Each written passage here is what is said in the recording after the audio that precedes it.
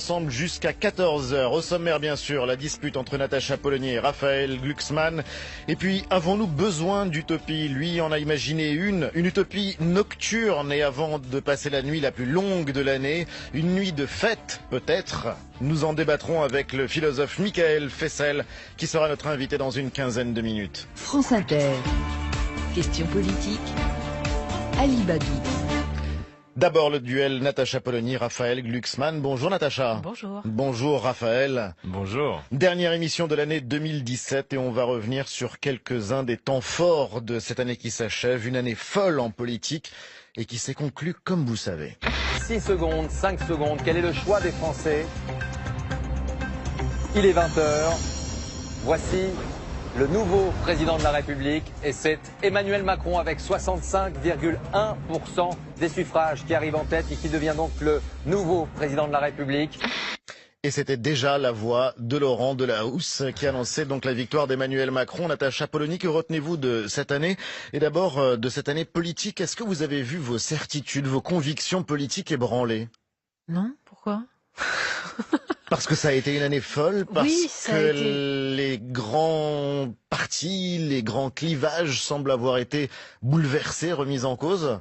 Vous savez, ça fait à peu près 15 ans que je dis, parmi beaucoup d'autres d'ailleurs, que le clivage gauche-droite tel qu'il existait jusqu'à présent en France ne représentait plus les véritables fractures de la société, les véritables oppositions. Donc il me semble que Emmanuel Macron s'est en quelque sorte greffé sur un phénomène qui était à l'œuvre depuis des années déjà. Il en a bénéficié, mais c'est un peu comme une maison qui est rongée par les termites. Elle s'effondre d'un coup. Les grands partis de gouvernement étaient totalement rongés par les termites. Et ce clivage gauche-droite tel qu'il se définissait, c'est-à-dire opposant de façon totalement artificielle des libéraux de droite et des libéraux de gauche qui pensaient la même chose sur à peu près tout, à quelques nuances près, était totalement artificiel et ne pouvait pas durer. À partir du moment où le système économico-politique a eu l'impression que cette fausse alternance qui jusqu'à présent le faisait tenir devenait un poids, eh bien il s'est recomposé à partir, au contraire, d'une grande force centrale. Mais c'est le même. Raphaël Glucksmann. C'est vrai, il a donné le coup final à des structures qui étaient vides de sens, de substance, des structures qui, en fait, quand elles étaient dans l'opposition, attendaient simplement que le gouvernement en place se plante pour pouvoir ensuite remporter les élections. Et il a eu cette intuition, qui était une intuition très bonne, qui avait un espace autre.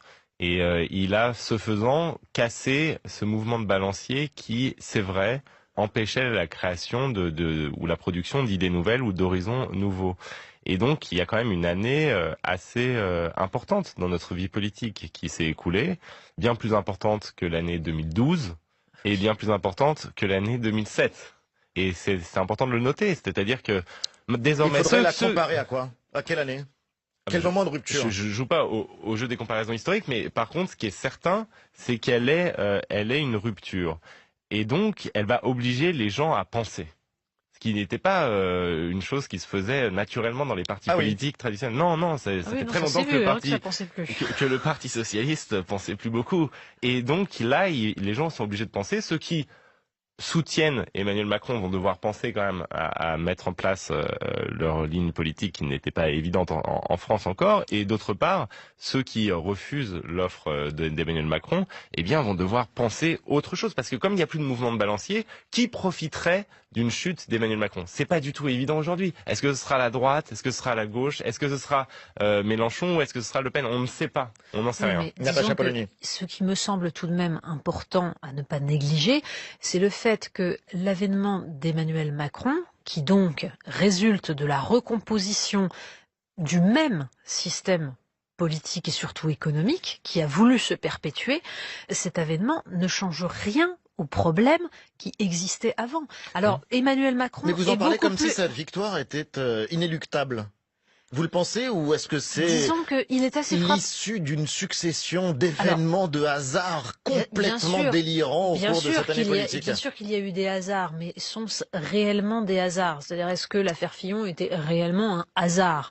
C'est une première question. Je veux dire, d'abord, qu'est-ce que vous entendez par là? J'entends par là que François Fillon n'a eu que ce qu'il méritait, mais qu'il y a eu tout de même une conjonction de phénomènes qui se sont liés, et que ne serait-ce que Robert Bourgi, par exemple, a expliqué à quel point il avait clairement cherché à piéger François Fillon pour le bien de Nicolas Sarkozy, enfin pour assouvir la vengeance de Nicolas Sarkozy. Il l'a dit sans aucun problème. Alors, y a-t-il eu d'autres phénomènes? Je n'en sais rien. Simplement, ce qui est intéressant à observer... la théorie du complot contre François Fillon? Non, c'est pas une question de complot. Non, c'est pas ça ce que je veux dire. Ce que je veux dire, c'est que on a vu au départ que le candidat qui servait la perpétuation du même, c'était Alain Juppé, et qui était porté par l'ensemble des forces, on va dire, à la fois financières et politiques établies. Il était celui qui devait gagner. À partir du moment où il y a eu cette surprise de son élimination, qu'on pourrait là aussi expliquer par des phénomènes d'insurrection par le vote, même au sein des primaires. Eh bien, à partir de ce moment-là, ceux qui s'étaient portés, qui avaient porté Alain Juppé, se sont portés mécaniquement, et ça se voit, vers Emmanuel Macron, qui incarnait le mieux cette continuité. Mais vous n'avez pas été surprise semaine après semaine pendant cette campagne présidentielle? Surprise, oui et non. C'est-à-dire que... en même temps. Je pense que la question n'est pas de savoir si on avait prévu les choses ou pas, parce que pour ma part, je n'ai jamais cherché à jouer au pronostiqueur. Je ne suis pas spécialiste du PMU. C'est pas mon travail. J'essaye de comprendre les phénomènes qui sont à l'œuvre et que j'observe. Donc, ce qui me semble intéressant à observer, encore une fois, c'est la question de savoir si Emmanuel Macron va être conforme à ce qu'attendaient ceux qui l'ont porté au pouvoir. Et là, c'est intéressant parce que c'est pas forcément totalement gagné. Raphaël Glucksmann. Non, on peut tout à fait analyser des tendances, et effectivement, c'était pas jouer à Nostradamus que de penser que le clivage droite-gauche était, en tout cas, avec du plomb dans l'aile, mais il y a quand même eu une série de péripéties qui étaient absolument fascinantes à regarder, et c'est souvent le cas quand un système s'effondre ou fait semblant de s'effondrer, en tout cas un système politique d'organisation politique s'effondre, c'est une succession de circonstances. Il y a des raisons profondes à ce qui s'est produit. Mais n'empêche qu'au départ, ça devait être Alain Juppé. Tout le monde en était absolument convaincu. Ensuite, François Fillon gagne les primaires. Tout le monde est absolument convaincu qu'il est le prochain président de la France. Et qu'en fin de compte, moi je dis ça d'autant plus de facilité que j'ai été à la fois surpris et en même temps j'avais fait un pari, parce que je suis un vulgaire joueur de PMU, et j'avais fait un pari et j'avais dit, et j'étais pas du tout un supporter, donc c'était pas un acte de foi et d'amour, j'avais marqué moi sur le petit papier qu'on met dans l'urne pour savoir qui serait le prochain président, et c'était avant l'affaire Fillon, j'avais marqué Emmanuel Macron parce que je pensais qu'il y avait donc vous avez gagné. Bien sûr, j'ai gagné beaucoup. Mais c'est incroyable, vous avez tous les deux vu cette victoire comme inéluctable. Non, pas du tout. Moi, je vais vous expliquer. Pourtant, j'ai été surpris à chaque développement, donc j'avais rien prévu du tout. C'était une intuition, et j'ai eu un coup de chance et j'ai gagné une bouteille de champagne. Mais le fait est que c'était quand même extrêmement surprenant, et que il y a une recomposition qui s'opère et qui est extrêmement intéressante. Ça, c'est certain. Je veux dire, on peut épiloguer sur est-ce qu'on pouvait prévoir ou pas qu'Emmanuel Macron allait gagner. Ce qui, moi, me fascine dans l'année 2017, c'est à quel point on commence 2018 dans une situation extrêmement différente politiquement de la manière dont on commençait 2017. Ça, c'est sûr. Non, mais c'est ça qui est fascinant. Entendu. Mais encore une fois, ce qui me semble intéressant à essayer de comprendre, c'est la question de savoir si derrière les personnes, derrière ce jeu qui est induit par l'élection présidentielle à la française, derrière cela, il y a des phénomènes qui se reproduisent. Est-ce qu'il y a la perpétuation d'un même pouvoir, d'un même système économique? Or, Emmanuel Macron, de ce point de vue-là, a prétendu qu'il allait changer les choses, qu'il allait rompre. Il a changé les têtes. Mais il n'a en rien changé le fond de la politique. Il met en place des mesures, par exemple sur le Code du travail, qui sont en fait dans la continuité de ce qui se faisait depuis des années. Donc il est en train d'approfondir ce que mettait en place un système dont pourtant on avait eu l'impression depuis quelques années que les Français commençaient à le trouver sérieusement problématique. C'est ça qui est très intéressant. C'est un crépuscule ou un commencement ? Bien ça va se décider Ah. maintenant. Et ça va se décider maintenant. Et encore une fois, ne soyons pas trop français dans notre analyse, fascinés par la figure du roi. Enfin, il est président de la République française. Mais c'est le peuple français qui a été amené à l'élire. Bien sûr, mais simplement, ce qui va déterminer de savoir si c'est un commencement ou pas, est-ce que c'est une nouvelle ère politique qui s'ouvre, est-ce que c'est juste un moment comme ça avant qu'on revienne à un jeu plus ancien, c'est la manière dont des oppositions vont se structurer. Parce que il y a quand même un moment très bizarre aujourd'hui en France, qui est qu'un président monte dans les sondages et que face à lui, on a l'impression que, on ne sait pas ce qu'il y a. Et c'est ça qui est intéressant. C'est pour ça que c'est pas juste le système qui gagne. On ne sait pas ce qu'il y a. Il y a une opposition complètement éclatée. Quelle va être la force qui va être crédible comme alternance à Emmanuel Macron? C'est pas évident parce que est-ce que Emmanuel Macron va être confronté à une opposition de gauche d'abord ou à une opposition de droite d'abord? Tout ça, ça reste extrêmement flou aujourd'hui et c'est ça qui va être intéressant en 2018, plus encore à la limite que la personne d'Emmanuel Macron ou la nature de son gouvernement. Moi, ce qui va m'intéresser, c'est quelles sont les forces refusant l'offre d'Emmanuel Macron qui vont proposer une alternance. Et qui ont voté, qui se sont exprimés par exemple au premier tour de l'élection présidentielle. Natacha Polony. Oui, mais justement, ces forces n'ont pas trouvé à s'incarner. Et c'est bien tout le problème. C'est-à-dire qu'il y a un véritable un problème d'offre. Un problème d'abord de pensée. En effet, Raphaël a raison. Dans la mesure où le travail de réflexion sur les causes, on va dire des problèmes que nous rencontrons, des souffrances qui peuvent surgir dans le peuple français et dans les peuples européens en général, il n'y a pas eu de pensée là-dessus. Donc, il n'y a aucune théorie. Donc, la question de l'incarnation qui doit venir après la pensée et après la théorie ne peut se faire que difficilement. Et en plus, ceux qui prétendent incarner sont totalement hors du jeu aujourd'hui. Mais il me semble aussi que face à cela, il y a un Emmanuel Macron qui est profondément ambivalent et qui prétend faire des choses, modifier un système, sans qu'on arrive pour l'instant à saisir exactement si tout cela ne relève que des belles paroles ou s'il y a réellement la possibilité d'un changement. Je prends juste un exemple. La semaine dernière, il y avait dans Le Parisien une interview du Premier ministre luxembourgeois et donc qui se réjouissait que son pays ne soit pas considéré comme un paradis fiscal. Tout ça est formidable, hein, c'est très bien. Et bon, et à la fin, il expliquait qu'il ne trouvait pas très bonne la proposition franco-allemande de lutter contre le pouvoir des GAFA en imposant une taxation sur le chiffre d'affaires et non plus sur les bénéfices, qui est la proposition franco-allemande. Il dit de toute façon votre président était très isolé là-dessus.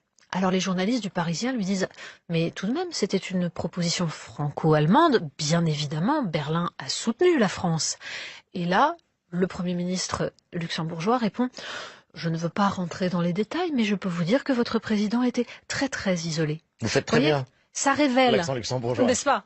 Ça révèle tout simplement la question de savoir quelle est la réalité du pouvoir de changement d'Emmanuel Macron. D'un mot, Raphaël Glucksmann, et on passe au sujet suivant.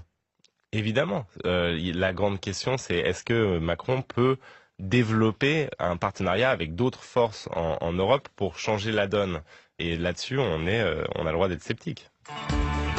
Le grand face-à-face sur France Inter. Toujours avec Natacha Polony et Raphaël Glucksmann. 2017 aura aussi été l'année de la libération de la parole des femmes. Écoutez la comédienne Jane Fonda en pleine affaire Weinstein. C'était le 13 octobre dernier. J'ai appris ce qu'Harvey faisait il y a un an environ. Et j'ai tellement honte de n'avoir rien dit jusque-là. Mais je dis aux femmes, vous devez dire non. Vous devez comprendre que vous seul avez le contrôle de votre corps. Vous devez dire non et si ça vous arrive, eh bien il faut parler, il faut le dire. Si nous tous, on avait parlé, alors ils auraient trop peur de se conduire comme ça. Je pense. Enfin, j'espère. La voix de Jane Fonda, une voix parmi d'autres, parmi tant d'autres. Natacha Polony, retour donc sur ce qu'a été ce moment assez incroyable. Et avec le recul, qu'est-ce que vous en pensez? Je pense qu'il y a eu en effet un moment quasiment mondial, et c'est assez intéressant de le souligner, un moment qui ne peut pas être considéré comme anodin et qui va sans doute laisser des traces plus tard dans la façon dont on va concevoir les rapports entre les hommes et les femmes. Rien ne sera plus jamais comme avant? Alors, En réalité, je ne sais pas si ça va empêcher que se perpétuent des violences, des crimes qui relèvent de quelque chose d'extrêmement complexe à traiter et à empêcher. Pour autant, il y a donc une affirmation de la possibilité pour les femmes tout simplement de parler. En revanche, je dirais que cette expression même de libération de la parole qu'on a entendue ressasser et ressasser et que j'emploie moi-même, oui, vous en avez ras-le-bol. Disons qu'elle devient problématique comme tous les mots qui sont répétés jusqu'à être usés, c'est-à-dire et qui sont ensuite plaqués sur d'autres réalités qui perdent leur sens originel. Qu'il y ait une lutte contre des violences qui sont absolument inacceptables, qui sont absolument ignobles, c'est une chose. Pour autant, je ne voudrais pas que ce grand mouvement, et c'est ce qui apparaît tout de même, serve ensuite à mettre en avant une vision des rapports humains, des rapports entre hommes et femmes, qui, moi, me semble pas forcément la meilleure. Raphaël Glucksmann. Moi, au départ, je dois l'admettre, par exemple, le hashtag Balance ton porc m'a fait douter. Je n'aime ni balancer, ni la déshumanisation de l'autre. Mais j'ai lu les témoignages, j'ai essayé de comprendre ce qui se passait et je pense qu'il se passe quelque chose d'extrêmement profond et extrêmement fort. Alors je vois pas ce qu'il y a comme problème dans le terme libération de la parole, mais en tout cas c'est ce à quoi nous avons assisté, une véritable explosion d'une parole qui était pendant très longtemps silencieuse et ça va bien au-delà des actrices d'Hollywood. Ça pose la question des structures de domination. Ça pose la question d'une forme de domination qui contraignait au silence la victime sur laquelle s'exerçait cette domination. Et moi, j'y vois un phénomène profondément politique qui pose une question essentielle, fantastique, fondamentale, qui est la grande question de l'année 2017. C'est est-ce qu'on peut concevoir une société qui se débarrasse du patriarcat ? Et ça, c'est une vraie question à laquelle il faut qu'on réponde philosophiquement, littérairement, politiquement, et qui est une question posée par ce chaos. Mais c'est une révolte chaotique qui est sûrement des fois des tournures prend des tournures désagréables, mais qui, à mes yeux, sera toujours mieux qu'une bienséance soumise. Natacha Polony. Oui, même si je trouve que, et je m'en réjouis, le patriarcat a quand même sérieusement du plomb dans l'aile depuis quelques décennies en Occident. Et quand on voit qu'une femme sur deux a été harcelée...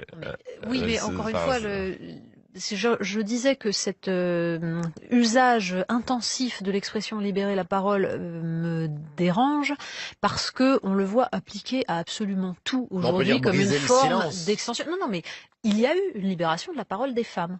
Mais aujourd'hui, il y a une injonction à libérer la parole sur à peu près tous les domaines, comme s'il y avait quelque chose d'absolument étouffant dans tous les domaines de la vie humaine, qui là, pour le coup, me semble profondément excessive. Parce que tout cela aboutit à l'idée qu'il y aurait en permanence et partout ces rapports de domination, et en particulier ces rapports entre victimes et bourreaux, avec des bourreaux qui seraient toujours les mêmes et des victimes qui seraient toujours les mêmes. Donc c'est ça que je ne veux pas voir surgir et qui me gêne. Mais pour autant, il y avait une nécessité de parole et heureusement que cet événement a eu lieu. Il n'y a aucune essentialisation. Il faut combattre toutes les formes d'essentialisation parce que c'est l'ennemi de la pensée. Il n'y a pas d'essentialisation. C'est pas ça la grande nouvelle de ce mouvement. C'est pas ça la grande nouvelle de 2017. Je vois bien quand on est choqué par quelque chose, j'ai vu beaucoup de textes qui discutaient de la forme avant de parler du fond qui sortait de ce message, qui était que quand même il y avait une femme sur deux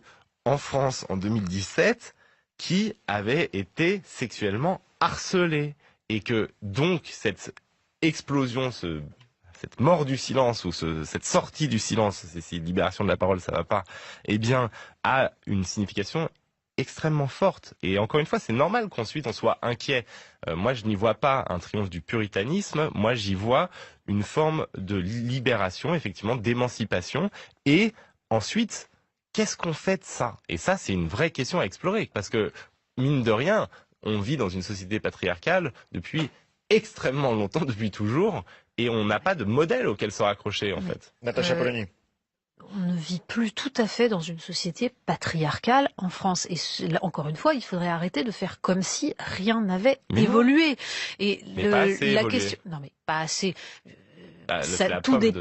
Tout dépend ce qu'on appelle évoluer et dans quel sens. C'est-à-dire que cette question du harcèlement mérite des définitions nettes et on a eu tendance pendant ces débats à mettre tout sur le même plan et je trouve ça gênant parce que ça empêche de traiter les véritables scandales et les véritables problèmes. Encore un mot avant de passer au débat de la semaine. Oui, moi je pense qu'on peut ergoter, on peut discuter, on peut faire ce qu'on veut, mais le fait majeur reste qu'il y a une domination qui contraint des femmes au silence. Et c'est cette domination-là... Des femmes, oui. Mais trop souvent, pendant ce débat, on a dit les femmes. Et là, en revanche, c'est faux. On va en rester là et on aura évidemment l'occasion de reprendre le sujet. On passe maintenant au débat de la semaine. Le grand face-à-face, Ali Badou, sur France Inter. Avons-nous besoin d'utopie? Lui en imagine une utopie nocturne, une utopie concrète. Et avant la veillée la plus longue de l'année, on ouvre la discussion avec le philosophe de la nuit, Michael Fessel. Bonjour. Bonjour. Et bienvenue. Vous publiez L'avenir de la liberté de Rousseau à Hegel. On va reprendre ces questions qui se posent sur le terrain politique. Mais d'abord, un texte que vous avez publié dans le nouveau magazine littéraire, Un droit à l'éclipse. Vous imaginez une utopie concrète. Qu'est-ce que la nuit peut nous apprendre?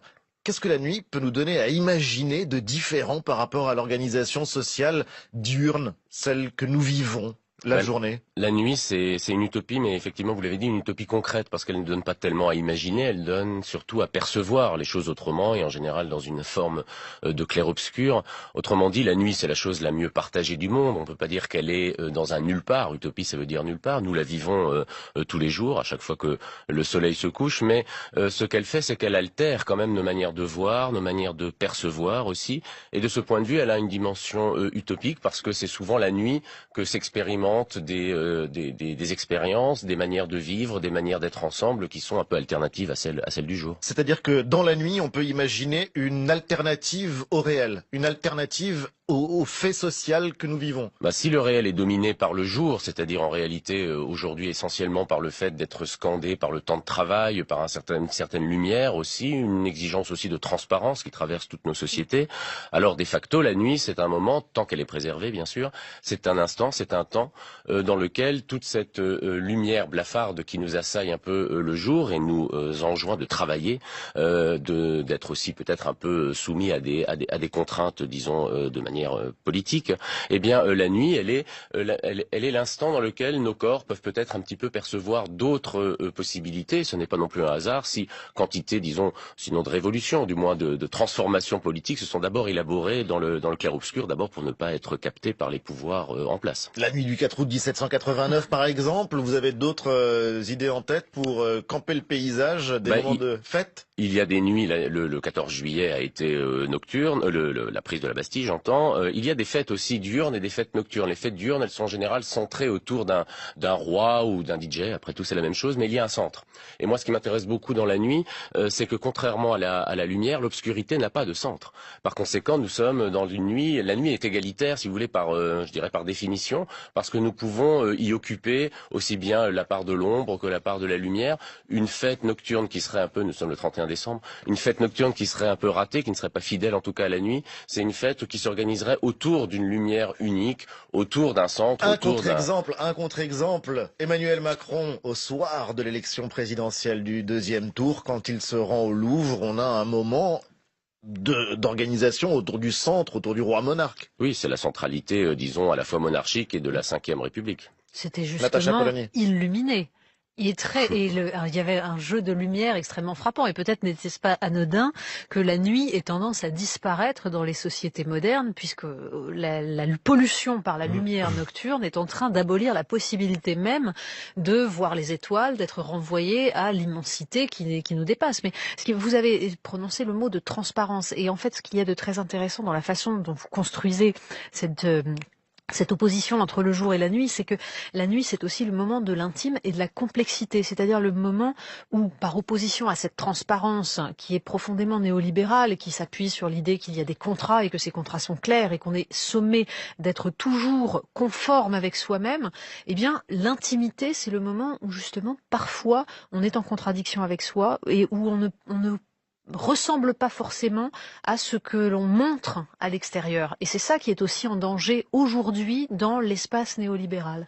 Bien sûr, la nuit, c'est effectivement un exercice du regard, parce qu'on y voit tout de même la nuit. La nuit, c'est pas non plus le noir absolu, mais c'est effectivement un affaiblissement, disons, du regard dans sa dimension de reconnaissance ou d'évaluation ou de comparaison qui nous affecte dans la plupart de nos activités diurnes. Et de ce point de vue-là, effectivement, c'est un peu une contre-expérience par rapport à cette exigence de transparence. Dès lors, vous l'avez d'ailleurs suggéré, que les lumières blanches, celles des néons, mais aussi celles des écrans, ne nous envahissent pas, ne colonisent pas cette nuit, et c'est un espace effectivement intime, mais avec justement peut-être à la frontière de l'intime et du politique. Bon, une nuit réussie, c'est une nuit où on ne sait pas comment ça va finir, d'une certaine manière. C'est une nuit debout. C'est une nuit où on peut rester debout, effectivement, et nuit debout d'ailleurs, bon, quoi qu'on pense de ce phénomène, j'en pense plutôt du bien, mais quoi qu'on en pense, on a bien vu d'ailleurs que des paroles complètement, qui seraient complètement baroques du point de vue de la politique du jour, on peut y être prononcées. Alors évidemment, si on analyse ça du point de vue de la lumière diurne, on peut considérer que c'est complètement insensé, mais je pense que après tout c'est une des dimensions de la démocratie de pouvoir y dire les choses et de pouvoir les expérimenter de manière un peu désordonnée, sinon anarchique. Raphaël Glucksmann. Bien sûr, c'est la parole de la nuit, et c'est pour ça que c'est pas juste une expérience intime. Pour moi, c'est une expérience profondément sociale. Et le risque, c'est le mot que vous avez prononcé le mot de colonisation. Le risque, si la nuit existait à la place du jour, on vivrait dans une société invivable.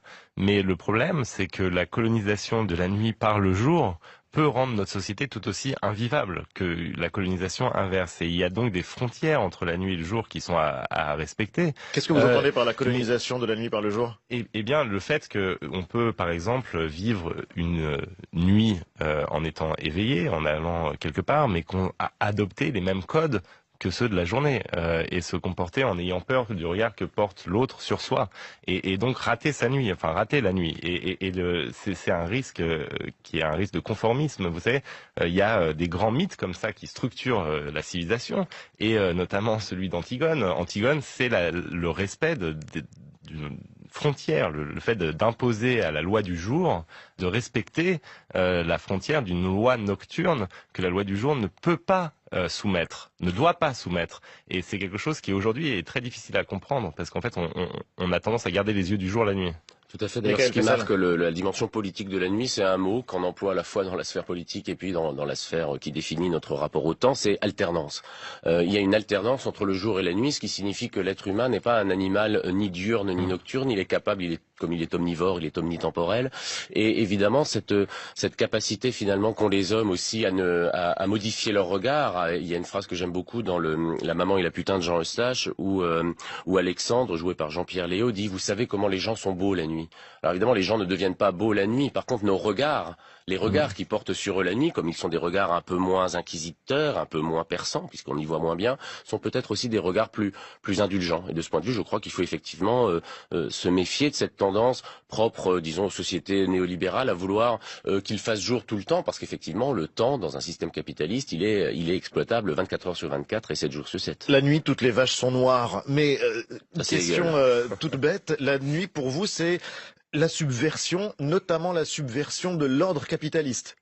C'est la subversion de l'ordre capitaliste, pas forcément, parce qu'il y a une nuit qui peut tout à fait être compatible avec elle. En tout cas, c'est la subversion de l'ordre. Essayez de rentrer en boîte de nuit, voilà. Et si vous rentrez en boîte de nuit ce soir pour le nouvel an, acheter une consommation... Vous prenez un très bon exemple avec la boîte de nuit. Vous verrez la puissance du capitalisme s'exercer au cœur même de la nuit. Et je la verrai s'exercer à la faveur d'un personnage très désagréable, qui est le physionomiste.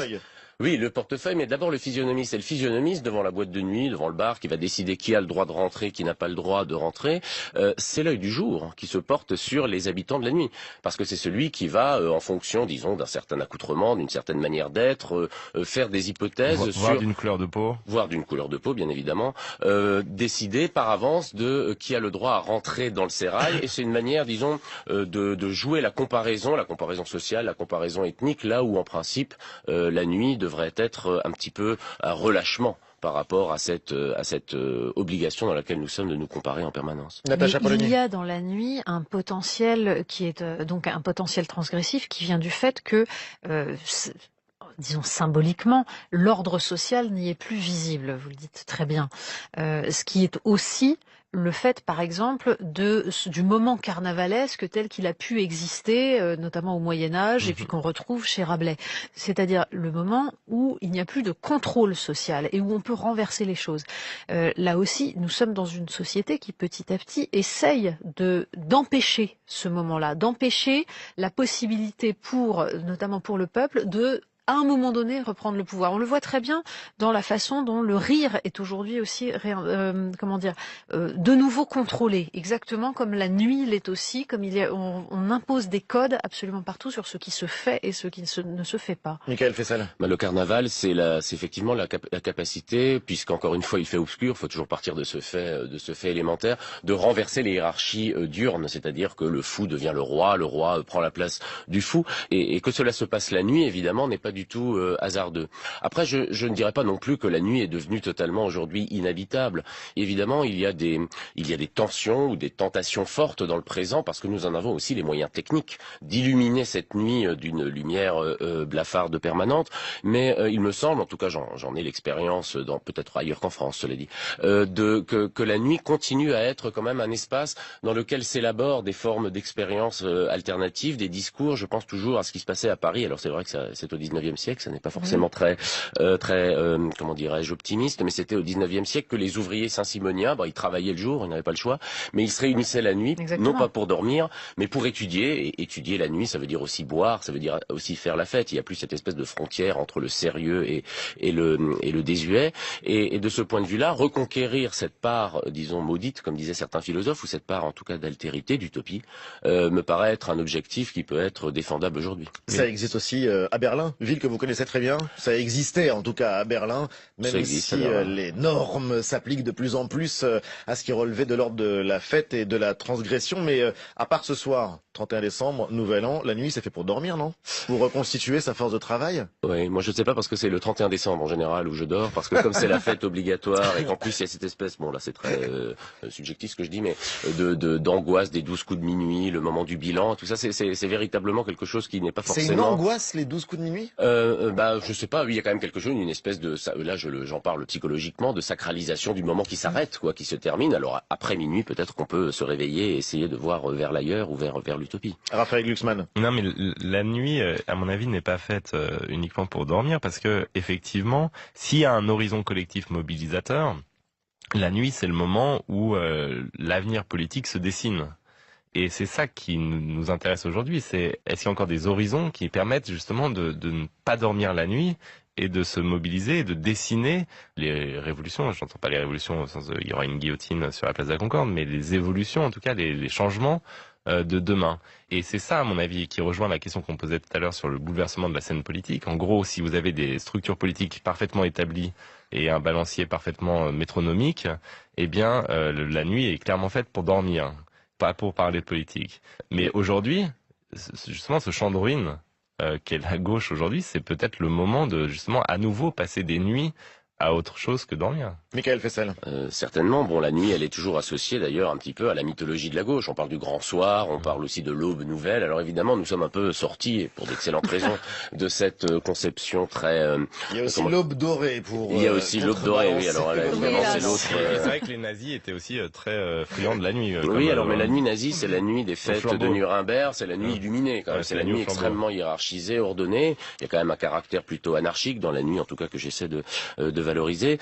Maintenant, le fait d'habiter la nuit, d'essayer d'en faire un espace de modification de soi, d'ailleurs c'est politique, mais c'est aussi une modification éthique de soi, me paraît être, disons, inséparable. Je ne sais pas si c'est la gauche, mais en tout cas d'une certaine forme d'idée d'expérimenter la liberté, pas simplement de la placer du côté des principes, ou d'ailleurs de la liberté d'entreprendre, qui est un petit peu la figure dominante de la liberté aujourd'hui, le fait précisément de rester éveillé alors que tout dans la société, et d'abord l'exigence de productivité nous incite à dormir pour reconstituer notre force de travail.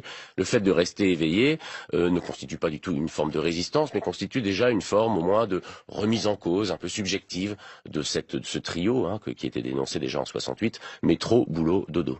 Natacha Polony. Vous parlez d'expérience existentielle, je pense que il faut absolument lier à nouveau les deux, c'est-à-dire l'expérience politique et la possibilité de penser une société qui soit vivable et l'expérience existentielle qui nous oblige à nous penser comme mortels, parce que c'est parce que nous nous pensons comme mortels que nous sommes capables de nous demander quelle société nous allons fonder qui soit vivable.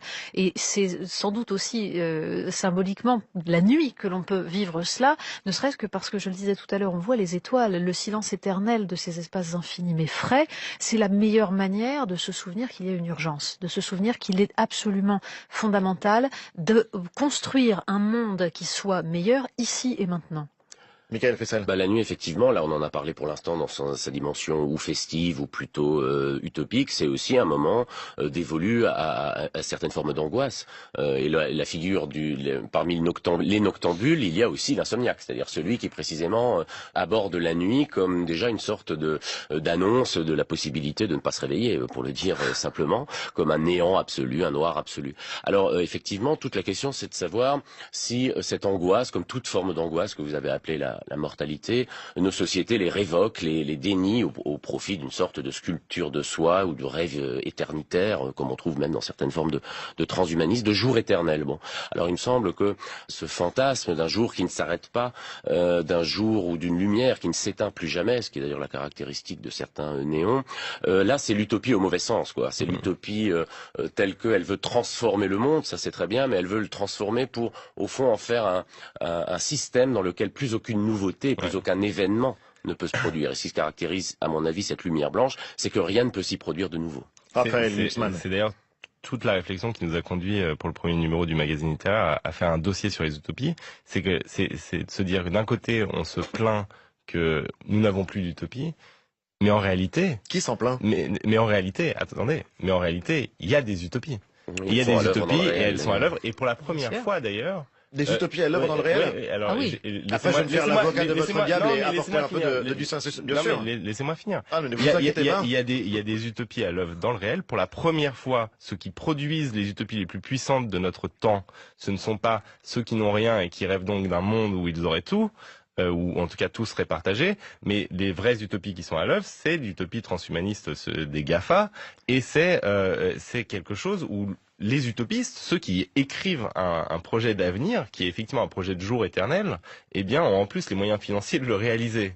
Et donc, l'expérimentent progressivement. Et donc, c'est pour ça qu'on a voulu faire un dossier sur l'utopie, c'est de dire, de toute façon, si on ne produit pas nous-mêmes nos utopies, eh bien, on laissera l'utopisme à des gens qui sont pour le moins dangereux, puisque ça aboutirait à une société de caste, Vous n'interrogez pas le besoin d'utopie. A-t-on besoin d'utopie ? Après tout, c'est une très bonne chose que les grandes utopies qui ont conduit à la terreur, à des massacres sans nom dans une histoire très récente aient disparu, non ? Certainement, mais ce qui est heureux, c'est que ce soit les massacres qui aient disparu. Je suis pas sûr que l'utopie qui les a portés, d'ailleurs, en règle générale, c'était plutôt des conceptions très scientifiques, en fait, de la révolution ou des lois de l'histoire qui sont à la source de tous ces drames. L'utopie, par définition, elle ne peut en principe pas s'incarner dans l'histoire. Mais là où je rejoins ce que disait Raphaël Glucksmann, c'est qu'aujourd'hui, il y a une sorte on le voit bien, à la fois, bon, plus personne ne peut véritablement savoir ce que c'est que la gauche, mais en même temps, les termes fondamentaux de la gauche, les grands mots d'ordre, révolution par exemple, accélération, sont présents partout. Mais simplement ils ont changé de site. Par exemple, quand on parle de révolution, on dit la révolution aujourd'hui, elle est du côté des techniques, elle est du côté du marché, elle est du côté... C'est le titre d'un livre d'Emmanuel Macron. C'est aussi le titre d'un livre d'Emmanuel Macron, mais elle n'est plus du côté de la volonté des hommes. Mais et là, c'est tout de même un problème. Il n'y a pas de la volonté de certains hommes. Il n'y a pas une prime aujourd'hui au pragmatisme? Transformons le réel, ayons le souci de l'efficacité. C'est d'une certaine manière comme ça que se définit le macronisme. Et en l'occurrence, quel besoin d'avoir des utopies si on peut transformer le réel de cette manière-là? Si vous prenez au sérieux l'écologie, juste l'écologie, et que vous prenez au sérieux le réchauffement climatique, alors vous prenez au sérieux le fait que nos modes de production et nos modes de consommation, si nous ne changeons rien, si nous ne transformons pas la société dans laquelle nous habitons, conduiront à une catastrophe absolue. Et donc c'est précisément dans ce moment présent dans lequel nous sommes que chercher une alternative, un ailleurs, devient une exigence profondément réaliste. La véritable illusion, l'erreur de jugement serait de penser que si on ne change rien, tout peut continuer comme avant. Michael Fessel. Oui, effectivement. D'ailleurs, j'aime bien l'idée de Latour qui explique qu'en réalité, l'utopie se réalise au sens où utopie, c'est être nulle part, et cette espèce alors pour le coup, d'idéologie du nulle part est très présente. Alors évidemment, là, on est à la frontière, qui va peut-être d'ailleurs nous séparer, de savoir si du coup, il faut opposer à cette utopie, disons néolibérale, de l'absence de lieu, du mouvement permanent, du voyage constant, est-ce qu'il faut lui opposer un idéal à nouveau du sol, de la reterritorialisation? Il faut revenir sur Terre, et il y a même une dimension d'ailleurs dans certaines branches de l'écologie politique qui consiste quand même à opposer, disons, à la mondialisation et au mouvementisme généralisé, les racines, l'ancrage dans le sol. Bon, alors moi il me semble que c'est une fausse alternative. Mais vous ne répondez pas à ma question. Qui était?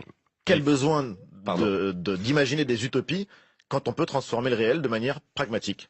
Oui, mais l'idée qu'on peut transformer le réel de manière pragmatique, c'est-à-dire sans faire référence à aucune idéologie, me paraît être une fausse idée. Il y a aussi une idéologie de l'absence d'idéologie. L'idéologie et l'utopie sont d'ailleurs deux mots qui sont assez proches parce que ce sont deux imaginaires sociaux. L'un qui vise à expliquer le réel ou à le justifier, l'autre qui vise à le transformer. Mais il me semble que la transformation dite pragmatique du monde, et l'exemple de l'écologie ou des catastrophes écologiques est un bon exemple, je me méfie toujours de quelqu'un qui politiquement se place du côté du réel.